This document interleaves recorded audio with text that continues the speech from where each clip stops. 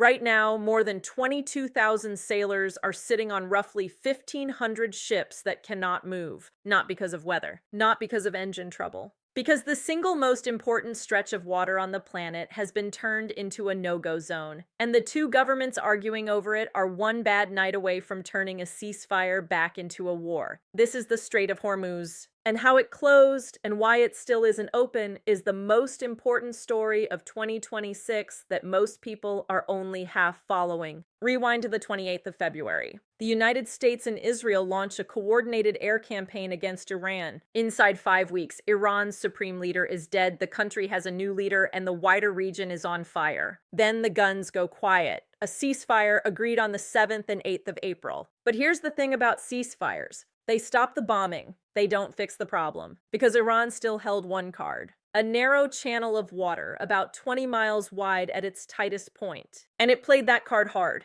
In a normal year, around 1/5 of the world's seaborne oil and a similar share of its liquefied natural gas moves through Hormuz. Roughly 3,000 ships a month. Today, that number sits near 5% of normal. Iran's Revolutionary Guard laid sea mines, warned vessels off, and boarded merchant ships. To get through, a captain now has to take a vetted northern route hugging the Iranian coast, and in some cases, pay. On the 13th of April, Washington answered with a counter-blockade of Iran's own ports. 2 blockades, 1 waterway, no easy exit. And the ceasefire, technically it's still holding. But the top U.S. military officer has openly acknowledged that since it began, Iran has fired on commercial vessels multiple times, seized container ships, and tested U.S. forces repeatedly, each time just under the line that would restart the war. That's not peace. That's a staring contest with live ammunition. Here's why this isn't just a faraway map problem. When 1/5 of the world's oil suddenly struggles to move, the price of everything that runs on oil starts climbing. U.S. gas prices have already pushed to about $4.46 a gallon,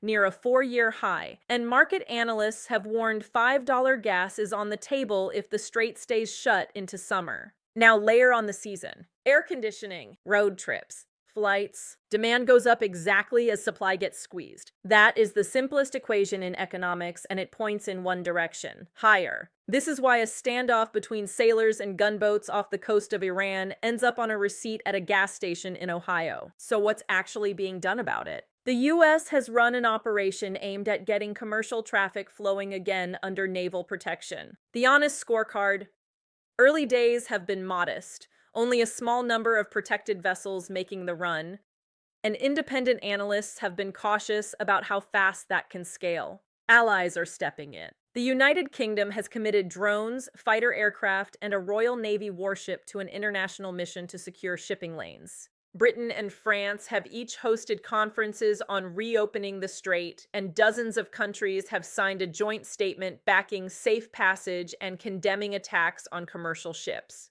And the talks themselves run through an unusual address. Pakistan acting as mediator between Washington and Tehran. The U.S. president recently paused one piece of the operation, citing requests from Pakistan and other countries and what he called progress toward a deal. But notice what did not pause. The blockade of Iran's port stayed exactly where it was. That's the tell. Pause the soft pressure. Keep the hard pressure on. There's one more player who doesn't want this fight but is stuck in the middle of it: China. Beijing buys an enormous amount of Gulf oil, and a frozen Hormuz hits its economy directly. China has publicly called for the strait to stay open to normal navigation, and yet, alongside Russia, it blocked a UN resolution aimed at curbing the attacks, wanting the lights back on but unwilling to flip the switch with the West. That contradiction is the whole crisis in miniature. Almost nobody wants Hormuz closed. Almost nobody is willing to pay the price to force it open. So where does this go? 2 roads. On one, the Pakistan-brokered talks produce a real agreement, the blockades come down, the mines get cleared, and shipping slowly returns. On the other, one shot in the dark, a misread radar contact, a nervous trigger finger on either side, and the April ceasefire becomes a footnote. 22,000 sailors are waiting to find out which road it is. So is the global oil market. And honestly, so is your summer fuel bill. Watch the port blockade. Not the speeches, not the headlines, the blockade. The day that lifts is the day this is actually ending. Until then, the world's most important waterway stays exactly where it is: closed.